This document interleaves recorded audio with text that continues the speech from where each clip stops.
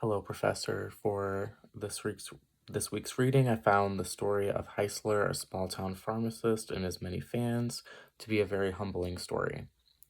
I specifically found that it humbled me in regards of my perspective on the struggles of LGBT people, the struggles of people who live in rural America, and I feel like I've gained a new perspective overall.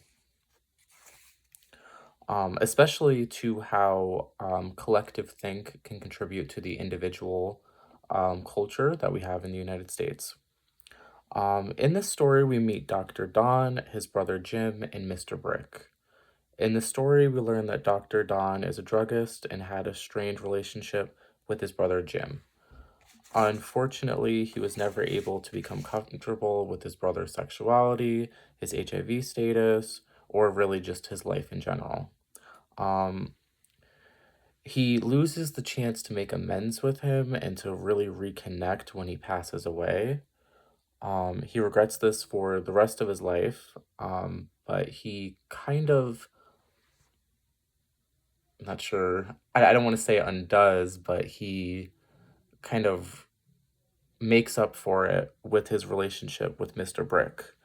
Um, he has an idea that he is gay as well, but it's never really brought up. Um, However, through him, Dr. Don kind of lives his more collective ideology and lifestyle and supports Mr. Brick throughout his life. Um, although Mr. Brick was gay, he put that aside and put his connection and just enjoy the connection that he has with him and doesn't make it about his sexuality. Like I've mentioned, I would describe Dr. Don as a collectivist struggling to cope and live in an individualist world. Dr. Don wants nothing more in this world but to live his life and run his business. He does all this while living his life and contributing to the world around him. Just like the previous settlers of Nuclea, he struggles to hold his beliefs. He's been through a lot in his life, a struggling business, his wife's medical conditions, his daughter's alcoholism, his heartbreak and issues with the past, and really the present. Um, However, he puts his pants on one leg at a time, and he still goes to work with the idea that he will help someone and make a difference. Um, Clearly, when you read the story, you wonder, well, what if he lived his life, if he put himself first, if he lived more individualistically, would his life be easier? Um, and sometimes, yes, it would, especially with regards to how medication is a big factor in the story, how he can't afford certain medications and how he loses out money because of it.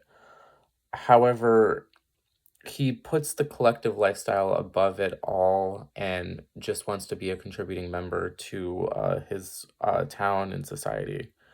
Um, on top of that, he sees what happens when he puts himself first and his ideas first, which is that when his brother died, he was never able to reconnect or get over it, really. Um, with the imagery in Heisler's last paragraph, I believe that all the lights represent, whether it's stars or the headlights or the fireworks, it's a representation of a metaphor of life.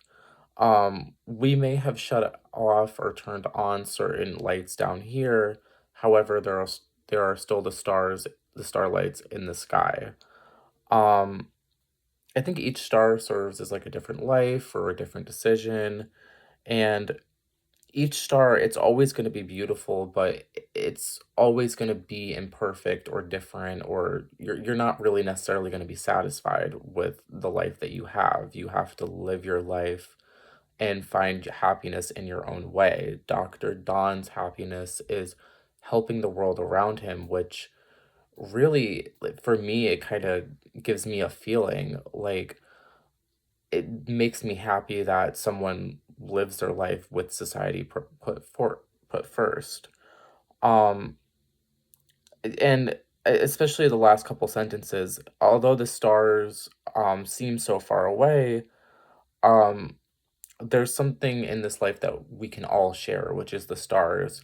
And there's always going to be a different life and a different perspective. But under those stars, we try to understand each other's perspective, and gain something from it as well. I found this to be a great read.